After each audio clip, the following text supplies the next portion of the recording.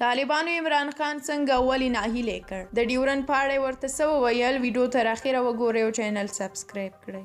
واشنگټن پوسټ ورځپاڼې لیکلي پاکستان په دې تمه و چې په افغانستان کې نوی حکومت به د ډیورن فرضي کرښه په رسمیت وپیژني، خو افغان حکومت دا کار ونه کړ. ورځپاڼې دغه راز هم ویلي دي چې پاکستان دا تمه هم کوله چې افغان حکومت به د پاکستاني طالبانو مشران د پاکستان حکومت ته وسپاري. ورځپاڼې ویلي د نوي حکومت خپلواک چلند او د پاکستان پر وړاندې د واضح دریځ لرل پاکستاني حکومت سخت ناهیلی کړی دی. د ورځپاڼې له مخې داسې ښکاري چې د کرښې د رسمیت پیژندلو په تړاو د پاکستان ارمان له خاورو سره خاوري شو او په افغانستان کې د نفوذ خوبونه هم په سیند لاهو کیږي. دا په داسې حال کې ده چې پاکستان په وروستیو کې د ډیورن فرضي کرښې په اړه د افغان حکومت سره د خبرو کوښښ وکړ، خو افغان حکومت کوم مثبت ځواب نه دی ورکړی.